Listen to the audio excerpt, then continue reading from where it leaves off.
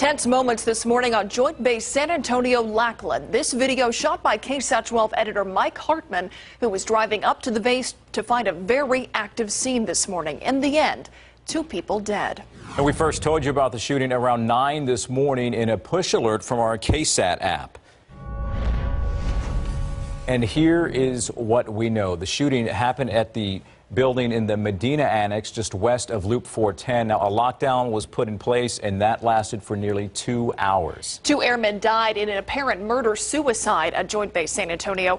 Lackland officials also calling today's shooting a workplace violence incident. 2 handguns were found inside a room where those bodies were found. The Associated Press reporting the attack involved an airman who shot his commander. But the big question right now, how did the gunman get onto the base with a weapon? Military issued and personal firearms are heavily restricted, according to a spokesman for the base. Our area spoke with one man who has personal ties to Lackland and is now asking that very same question. Pilar takes a closer look at the current policy on base. It's a scary situation. Takari Johnson just finished dropping his son off at school when he heard from his wife working at Lackland Air Force Base's Medina Annex. On the way back, I just get a text message from her saying active shooter. So I panicked. I tried calling her, couldn't get a hold of her, tried texting her, couldn't get a hold of her. So I came here and everything was blocked off.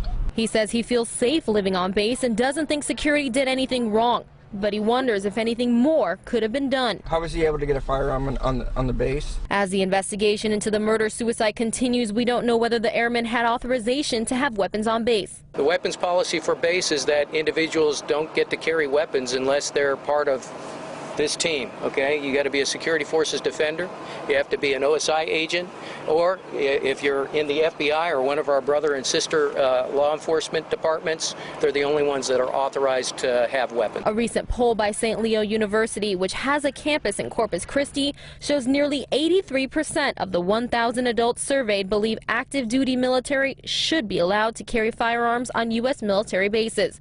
But until we learn more, the current policy here at Lackland stands.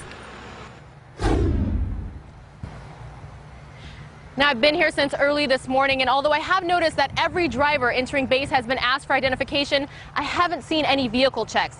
Now at 6, we will be talking about the quick response time to this tragedy, all of the agencies involved, and how airmen are trained for active shooter situations. Reporting live at Lackland Air Force Base's Medina Annex, Pilar Arias, KSAT 12 News.